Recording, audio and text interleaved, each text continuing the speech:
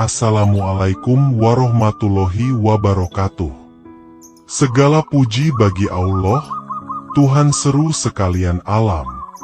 Kali ini akan dibacakan biografi Kiai Haji Muhammad Ma'ruf, pendiri Pondok Pesantren Kedunglo. Ketinggian ilmunya diakui secara internasional, terbukti pada pendirian NU, Nahdlatul Ulama, yang pertama.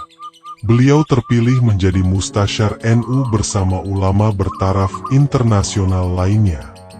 Di zamannya, keampuhan doanya tak tertandingi.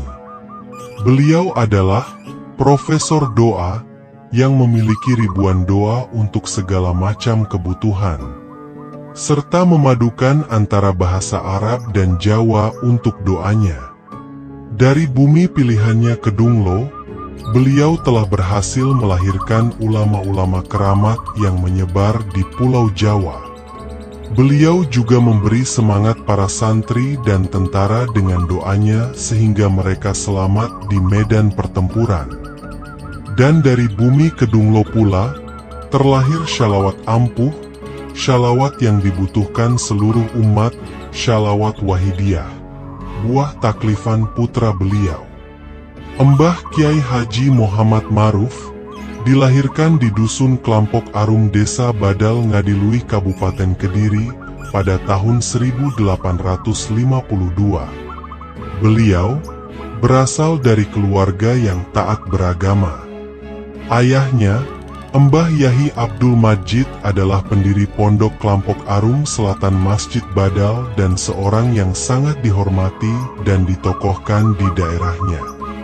Konon ayahnya mempunyai kebiasaan tirakat dengan hanya makan kunir saja. Mbah Yahi Majid menurut penuturan Mbah Yahi Ma'ruf kepada murid-muridnya mempunyai kesabaran yang luar biasa. Ibunya yang ingin tahu bagaimana murahnya si suami sampai-sampai membuatkan sayur tom. Sayur yang rasanya sangat pahit dan apabila sayur tersebut digosokkan ke kambing yang cacingan, seketika cacingnya mati, kemudian dihaturkan kepada suaminya. Tapi dengan lahap seolah merasa tidak kepahitan Mbah Yahi Majid malah tersenyum manis sembari berkata, "Segar sekali sayur buatanmu ini, besok buatkan sayur seperti ini lagi ya."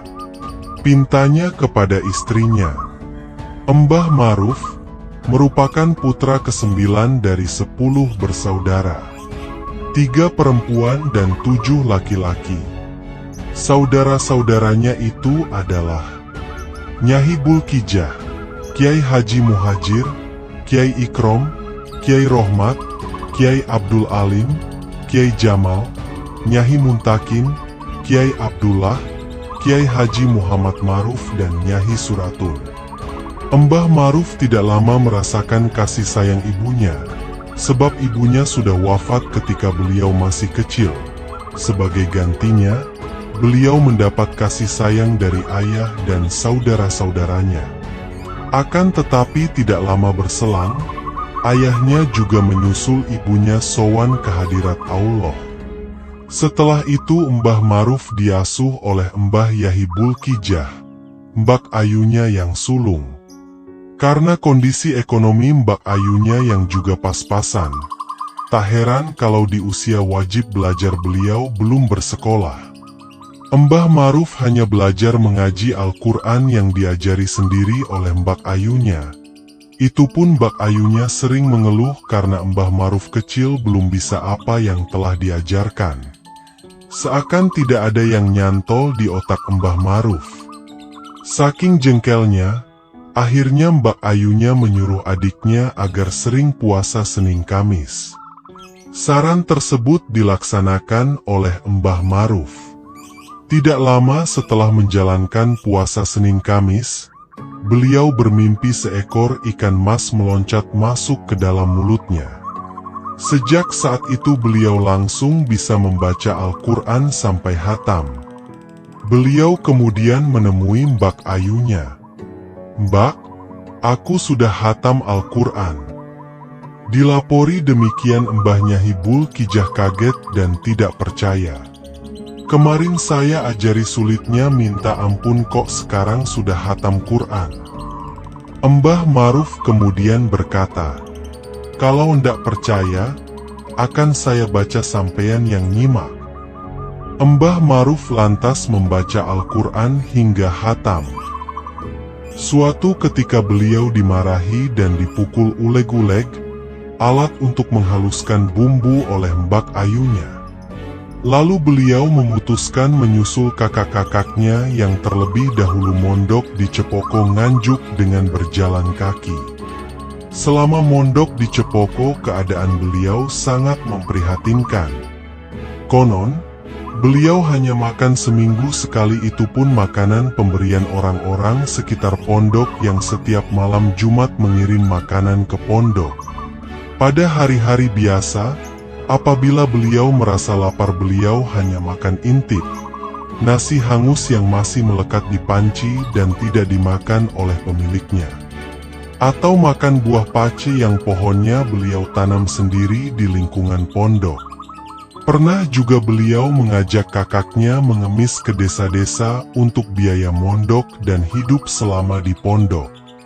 Beliau juga pernah menjadi buruh panjat kelapa dengan upah sebutir kelapa yang bagus. Bahkan oleh pemilik pohon kelapa beliau diberi tanah dan oleh Mbah Maruf tanah tersebut ditanami pohon kelapa. Untuk menghilangkan rasa lapar karena jarang makan, beliau sampai menyumpahi perut dan mulutnya setiap hari Jumat di dekat gelombang kolam buatan beliau sendiri. Hai perut, jangan minta makanan jika belum hari Jumat tiba. Mulut, jangan minta minum jika belum hari Jumat tiba. Beliau pun makan dan minum sepuasnya. Setelah makan beliau juga menyumpahi duburnya. Dubur, jangan kentut-kentut jika belum hari Jumat tiba. Kondisi yang cukup memprihatinkan selama nyantri membuat Mbah Maruf mempunyai kebiasaan puasa dan munajat kepada Allah Subhanahu wa Ta'ala. Karena itulah Allah menganugerahkan beliau ilmu laduni di bidang ilmu fikih yang bermula dari mimpi beliau mengajar kitab kuning di pondok. Setelah kejadian mimpi tersebut, beliau yang sudah mondok selama 7 tahun dan baru kelas 1 sanawiyah tiba-tiba bisa membaca kitab kuning yang biasa diajarkan kiainya. Beliau pun lantas sowan pada Kiai Muh gurunya, melaporkan bahwa beliau mendapat ilmu laduni dan bisa membaca kitab. Kiai Muh kemudian mengumumkan kepada seluruh santrinya kalau besok beliau tidak mengajar. Yang mengajar adalah Mbah Maruf dari Kediri. Mendengar pengumuman tersebut, seluruh santri mengejek Mbah Maruf. Terutama santri senior yang memang tidak senang dan merasa iri dengan keberadaan Mbah Maruf di Cepoko. Sehingga muncul komentar-komentar bernada miring. Mondok saja belum tamat, endak bisa ngaji kok mau ngajari ngaji. Keesokan harinya Mbah Maruf memukul kentongan pertanda pelajaran akan dimulai. Tapi karena para santri tahu kalau hari itu yang menggantikan gurunya adalah Mbah Maruf, maka hanya beberapa orang saja yang berkumpul di masjid.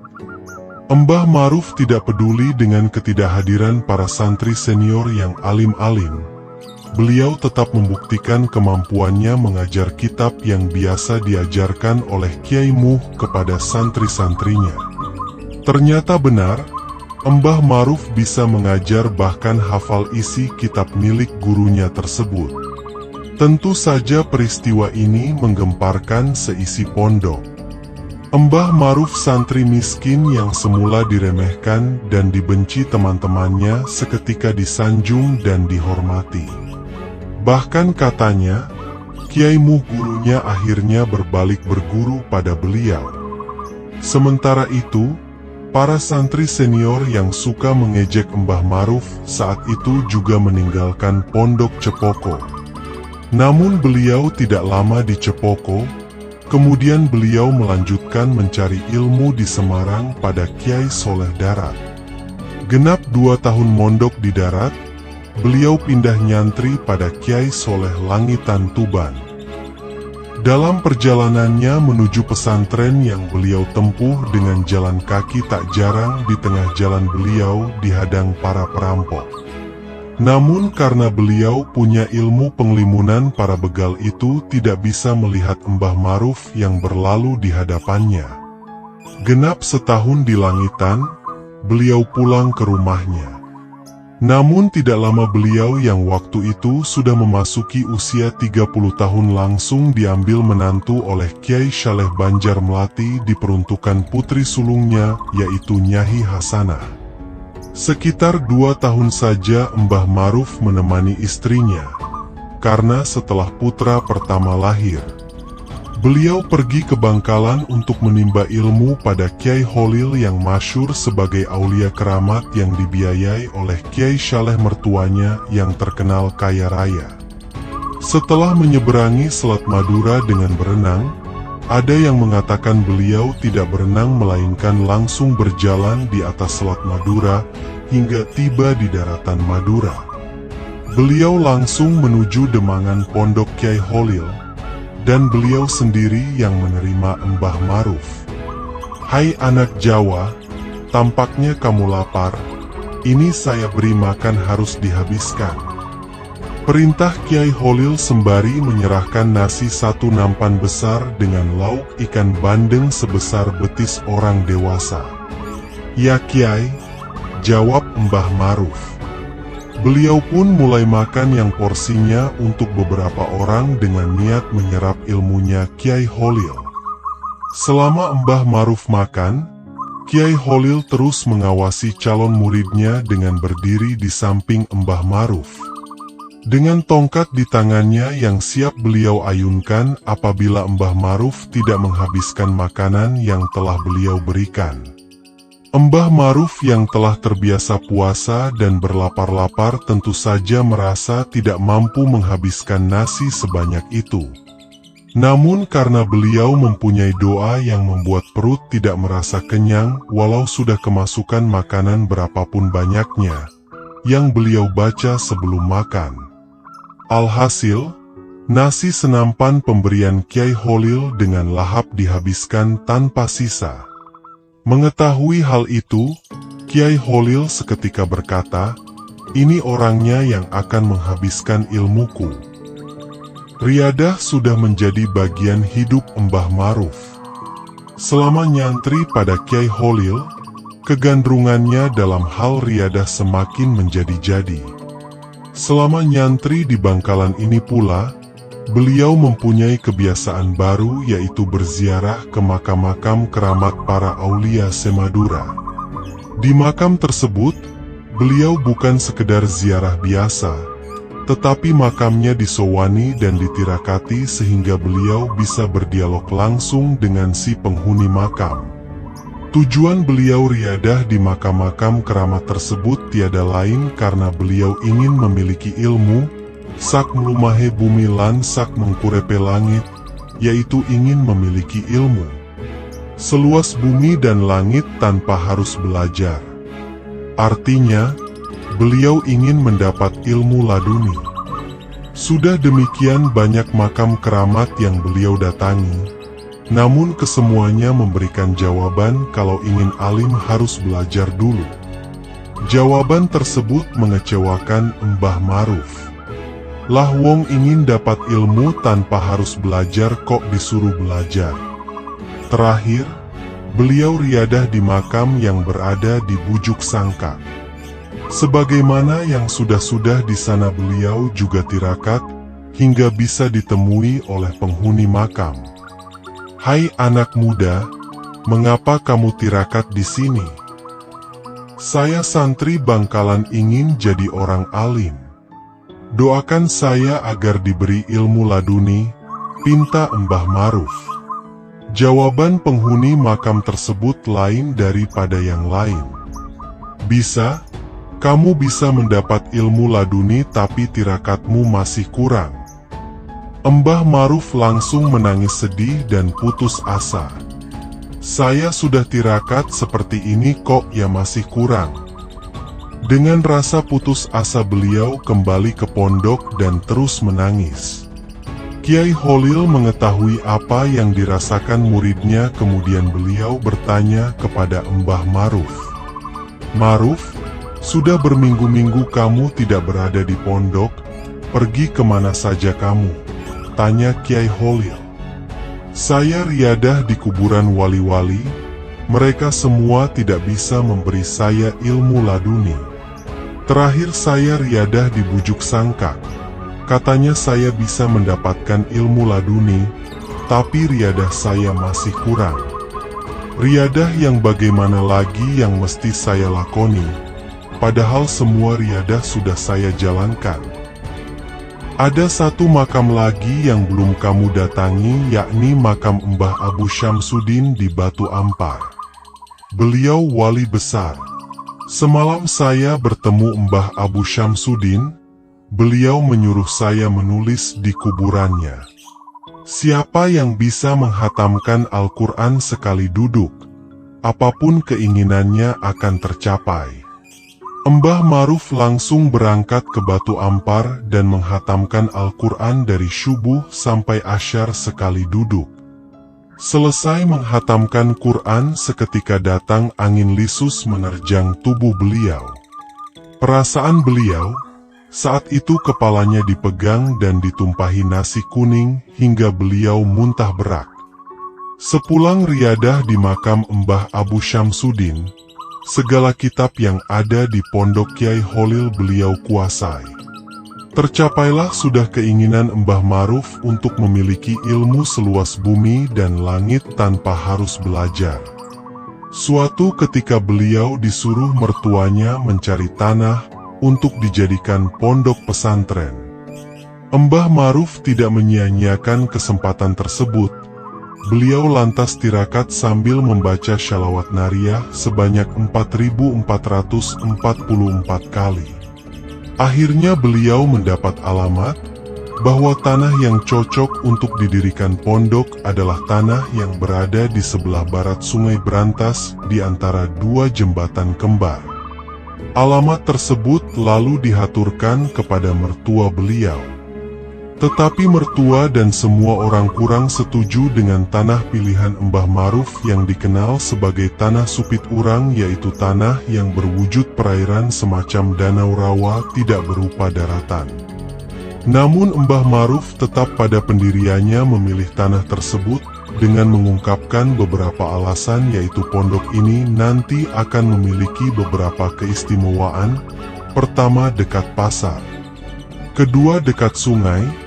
Ketiga, apabila ke timur sedikit kota. Maka alasan tersebut diterima dan jadilah tanah tersebut dibeli. Setelah tanah tersebut dibeli, maka didirikan sebuah pondok pesantren pada tahun 1901 yang bertempat di sebelah utara kini lokasi Miladiah. Pondok tersebut diberi nama Kedunglo. Nama Kedunglo berasal dari kondisi tanah yang waktu itu berupa kedung semacam danau, dan di sana terdapat pohon lo yang besar. Setelah beliau tinggal di Kedunglo, maka berduyun-duyunlah para santri ingin menimba ilmu pada beliau. Namun karena beliau tidak suka memiliki banyak santri, maka sebagian santri beliau serahkan kepada Kiai Abdul Karim Lirboyo yang saat itu baru mempunyai beberapa santri saja. Ketika ditanya mengapa tidak suka mempunyai banyak santri, beliau menjawab, "Aku emoh memelihara banyak santri. Di samping repot, kalau punya banyak santri, pondok ini jadi kotor.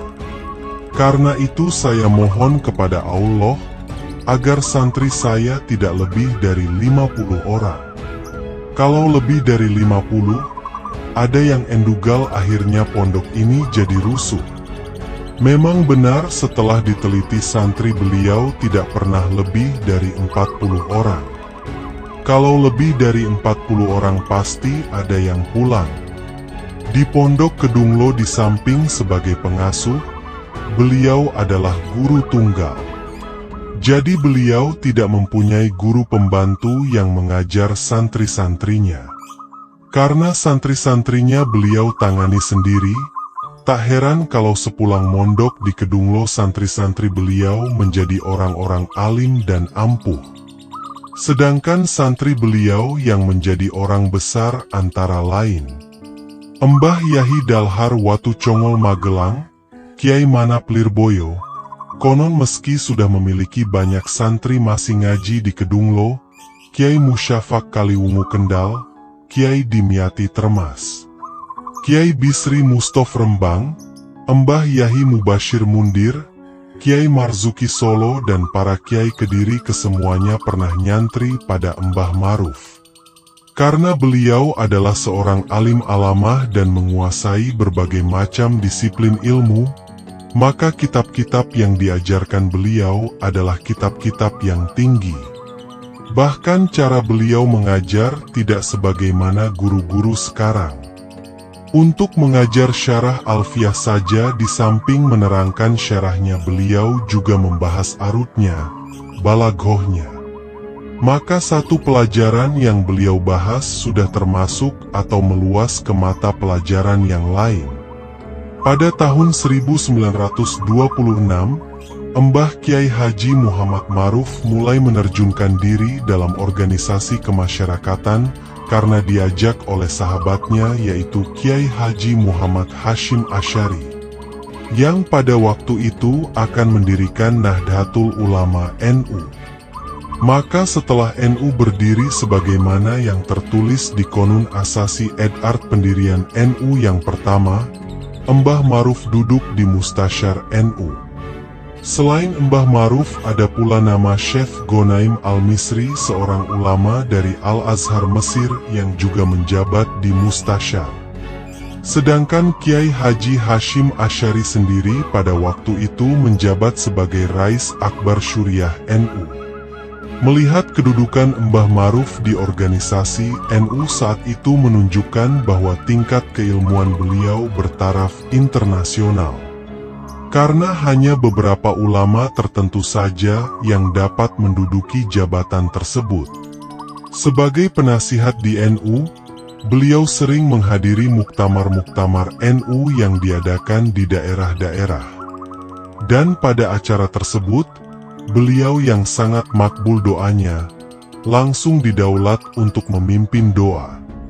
Biasanya, jika para ulama NU mengadakan Bahtsul Masail lalu menemui jalan buntu, mereka sowan pada Embah Maruf untuk meminta petunjuk pada beliau. Dalam hal ini beliau hanya mengatakan, masalah itu ada di kitab Anu, tanpa menjelaskan detail masalah. Menurut riwayat, beliau mempunyai banyak istri. Ada yang mengatakan beliau mempunyai istri 22 orang, bahkan ada yang mengatakan lebih dari itu. Kebiasaan beliau menikah ini konon karena beliau kerap bepergian dalam waktu yang lama dan ingin menebar bibit yang baik. Karena itu hampir setiap daerah yang beliau singgahi, beliau melangsungkan ijab kabul dengan gadis setempat.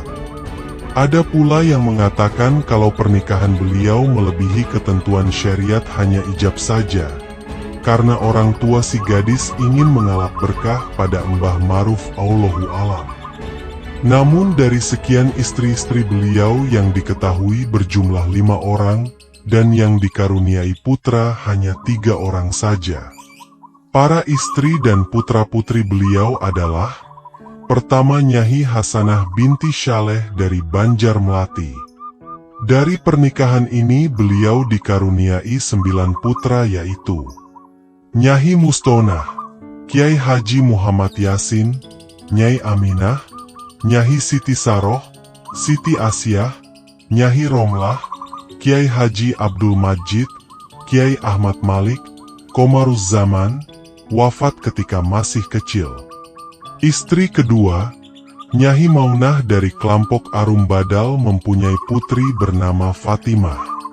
Istri ketiga, Nyahi Masyrifah dari Sanggerahan mempunyai 2 putra, yakni Muhammad Zainuddin, wafat ketika masih kecil, dan Maimunah.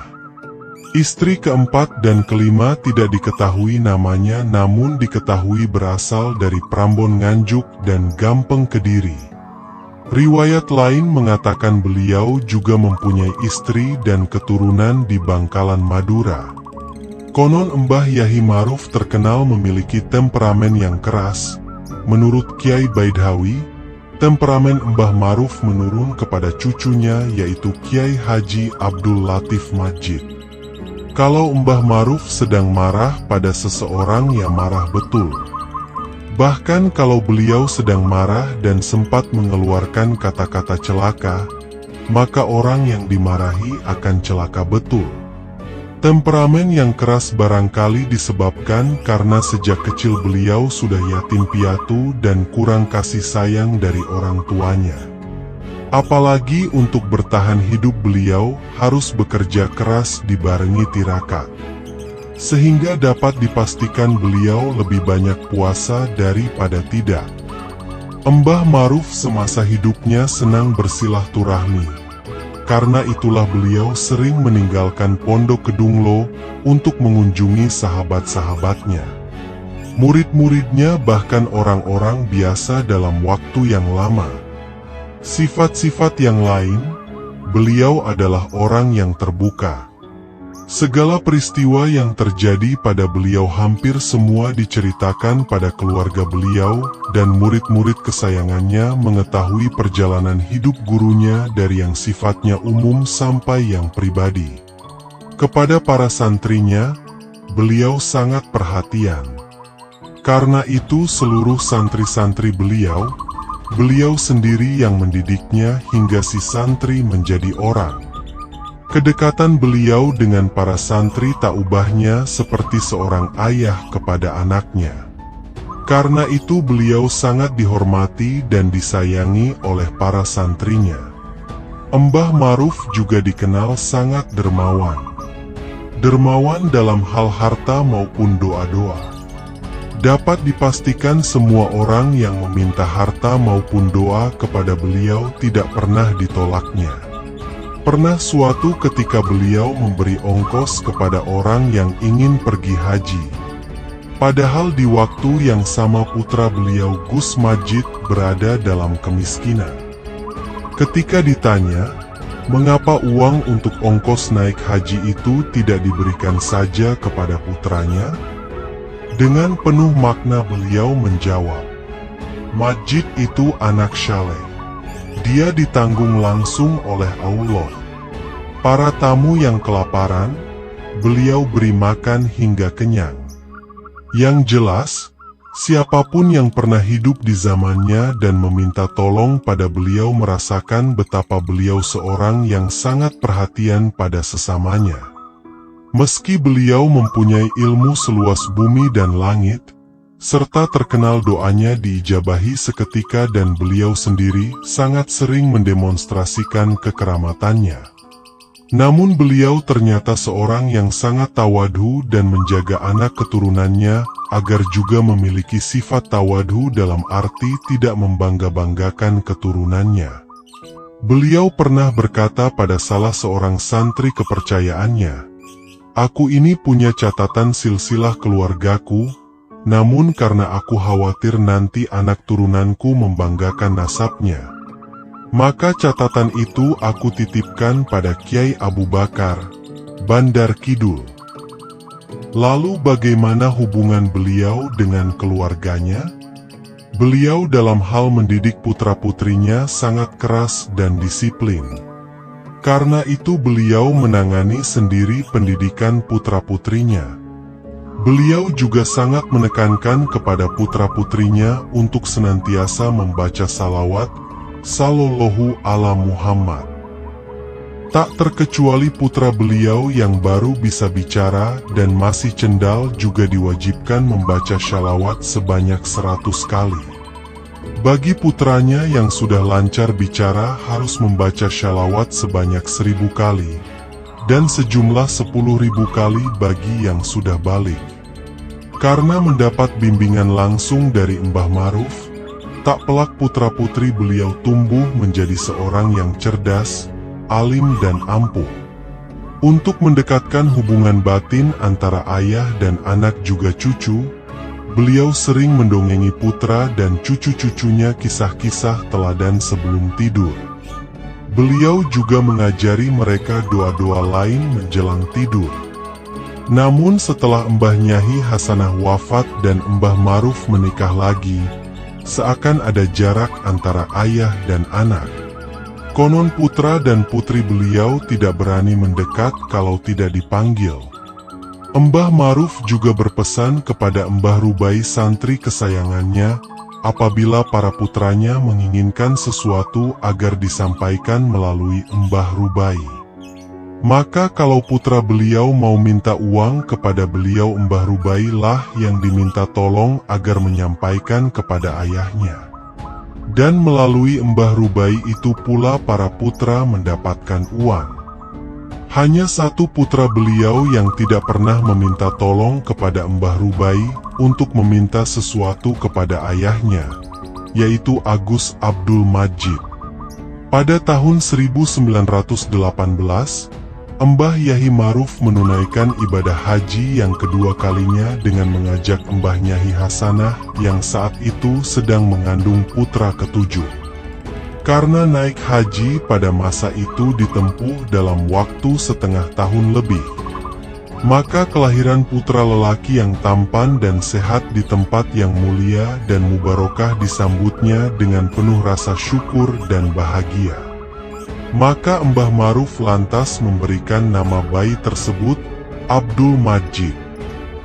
Sedangkan menurut penuturan Mbah Nyai Romlah Maruf, Mbah Yai Majid dilahirkan di Kedunglo dan diajak ke Makkah saat beliau baru berusia 1,5 tahun. Setiap memasuki jam 12 malam, Mbah Maruf menggendong bayinya yang masih merah ke Baitullah di bawah talang mas. Di sana, beliau memanjatkan doa agar bayi dalam gendongannya kelak menjadi orang besar yang saleh hatinya. Selama berada di Makkah, Agus Majid yang juga dihitan di sana akan diadopsi oleh salah satu ulama Makkah. Akan tetapi Mbah Nyai Hasanah tidak mengizinkan sehingga Agus Majid tetap berada dalam asuhan kedua orang tuanya sendiri. Sumbangsi Mbah Maruf kepada negara di zaman perjuangan mengusir penjajah amatlah besar. Hal ini beliau tunjukkan saat pertempuran 10 November 1945 di Surabaya meledak. Bersama Mayor Hizbullah Mahfud dan Kiai Hamzah, ayah Mbah Nyai Syafiah, beliau turut ke medan pertempuran walau berada di garis belakang sebagai tukang doanya.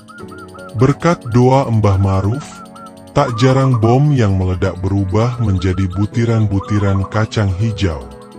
Sebagaimana pula diriwayatkan oleh murid-muridnya yang juga turut berperang, para tentara dan santri yang ikut berjuang kebal dengan berbagai senjata setelah diasmai oleh Mbah Maruf.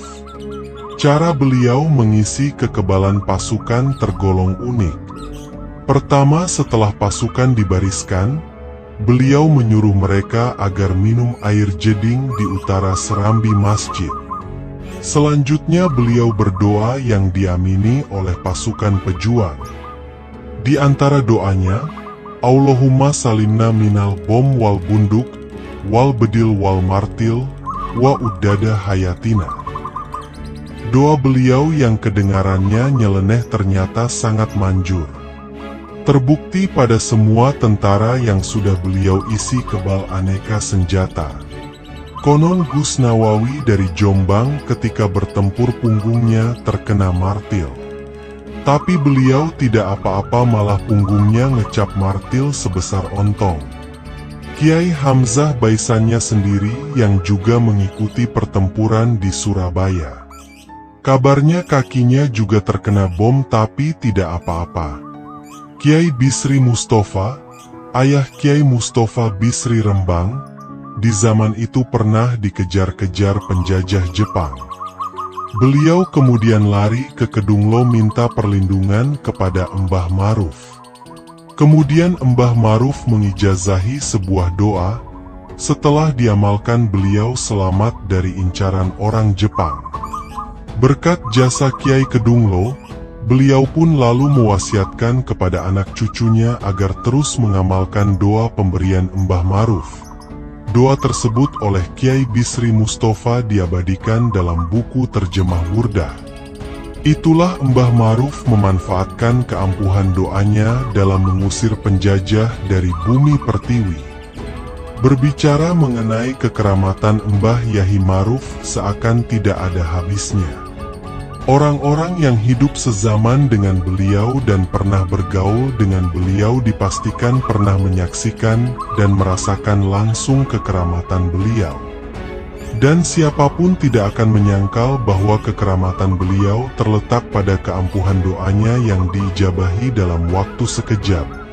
Ucapannya, sabda Pandito Ratu, dan firasatnya tak pernah meleset. Hebatnya lagi, meski Mbah Yahyi Maruf sudah wafat, tapi orang-orang sepeninggal beliau yang mujahadah di makam beliau juga turut pula merasakan kekeramatan beliau. Berikut ini adalah sebagian kecil kekeramatan Mbah Yahyi Maruf. Diriwayatkan oleh Ibu Nurul Ismah Majid dari Pak Pardi dari Kiai Ridwan santri Mbah Maruf yang berasal dari Pagu, Kediri. Beliau bercerita, suatu hari Mbah Maruf mengajak Kiai Ridwan ke Doho. Kebetulan saat itu sungai berantas banjir hingga airnya meluap dan tidak ada rakit buat menyeberang. Hendak berjalan lewat utara terlalu jauh. Akhirnya Mbah Maruf berkata kepada santrinya, "Yah, terpaksa kita menyeberangi sungai. Ridwan, berdirilah di belakangku dan pegangi jubahku."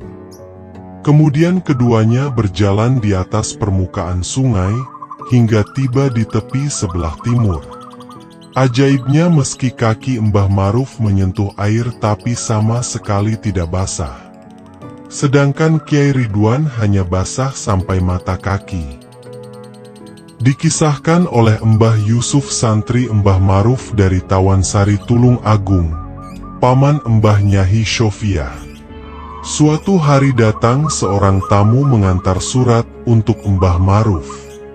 Sepeninggal tamu tersebut, Mbah Maruf membalas surat tersebut dengan menyuruh salah satu santrinya agar menghanyutkan surat itu ke sungai berantas.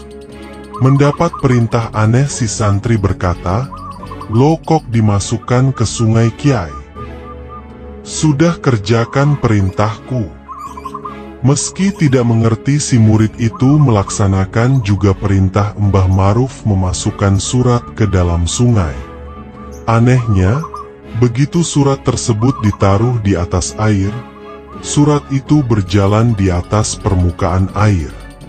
Lebih aneh lagi, surat itu berjalan melawan arus sungai. Akhirnya surat tersebut tiba juga pada alamat yang dituju dalam keadaan utuh, tidak basah apalagi rusak karena air. Diriwayatkan dari Kiai Baidhawi, dulu semasa Mbah Maruf masih sugeng, Nabi Khidir sering datang ke Kedunglo menjumpai Mbah Maruf, dan kerap Nabi Khidir bermalam di panggung utara. Diriwayatkan oleh Mbah Yahyi Mahsun dari Mojo, Kediri. Mbah Mahsun adalah salah satu santri Mbah Maruf. Namun setelah Mbah Maruf wafat, beliau lalu nyantri ke pondok lain. Ibunya bingung ditinggal Mbah Mahsun. Mau disuruh pulang, tetapi si ibu tidak tahu kemana perginya sang putra. Akhirnya si ibu mujahadah di makam Mbah Maruf. "Mbah Maruf, tolong, kembalikan putra saya." Ratap si ibu di depan makam. Sementara si ibu sedang meratap di depan makam. Di pondok barunya, Mbah Mahsun menerima sepucuk surat dari Kiai Maruf Kediri yang isinya menyuruh Mbah Mahsun pulang. Sontak para pengurus keheranan, lalu surat tersebut dihaturkan kepada kiainya. Barulah mereka tahu kalau ternyata Mbah Mahsun pernah menjadi santri kesayangan Mbah Maruf ini bukanlah orang sembarangan. Pada hari-hari terakhir menjelang wafatnya, beliau yang memiliki doa-doa ampuh untuk segala macam urusan beliau tulis keseluruhannya di papan tulis. Kemudian beliau menyuruh santrinya untuk menulis doa-doa yang disukai. Dengan senang hati para santri segera menulis doa-doa tersebut, lalu disowankan kepada gurunya. Doa-doa pilihan yang sudah ditulis di kertas itu oleh Mbah Maruf hanya ditiup saja. Beliau juga sering berwasiat kepada tamunya yang sowan dan minta petunjuk, agar mengamalkan syalawat saja. Lebih jelasnya beliau mengatakan kalau di Kedunglo nanti akan lahir syalawat yang baik. Wasiat serupa juga diwasiatkan kepada Mbah Homsah familinya saat minta restu akan mengikuti bayat tarikah yang dihadiri oleh Kiai Romli dari Nganjuk. Beliau dawuh, "Sah, jangan ikut bayat tarikah. Tarikah itu berat. Untuk orang yang punya uang hendak kuat. Sepeninggalku nanti, di sini Kedunglo akan ada syalawat yang baik. Tunggulah kamu akan menjumpai syalawat itu." Terbukti, 7 tahun setelah Mbah Maruf wafat, syalawat yang dinantikan yakni syalawat Wahidiyah lahir. Maka seluruh keluarga Mbah Homsah langsung mengamalkan syalawat Wahidiyah. Pada detik-detik menjelang wafatnya, Mbah Maruf yang sudah berusia 103 tahun dan tidak kuat naik ke masjid, tidak biasanya beliau menyuruh murid-muridnya yang dari Mojo, Mbah Mahsun, Mbah Rubai, Mbah Mahfud dan Mbah Muhsin, agar mengajar anak-anak kecil pakai papan tulis. Padahal jangankan mengajar, mau sekolah saja 4 sekawan tersebut oleh Mbah Maruf tidak diperkenankan. Dalam kepayahannya karena sakit, beliau masih memikirkan pembangunan pondoknya dengan menyuruh Mbah Mahsun dan Mbah Siabudin mencari uang untuk membangun pondok. Mbah Mahsun dan Mbah Siabudin ke Surabaya, Gresik dan Malang melaksanakan perintah Mbah Maruf. Ketika masih di Surabaya, Mbah Mahsun mimpi ditemui Mbah Maruf yang menyuruhnya pulang karena dimasakkan kepala kambing. Kelihatan sekali kalau sang pendiri pondok Kedunglo sangat dermawan. Meski ajal akan menjemput, beliau masih juga berpikir untuk shodaqoh. Maka dengan tangan lemas lemah lunglai beliau membuka-buka kasur dan bantal mencari uangnya. Mbah Nyai Romlah sang putri melihat kelakuan aneh ayahnya sampai menegur, "Pak, sakit-sakit kok mencari uang buat apa? Weo, kamu ini bagaimana? Ya buat sedekah."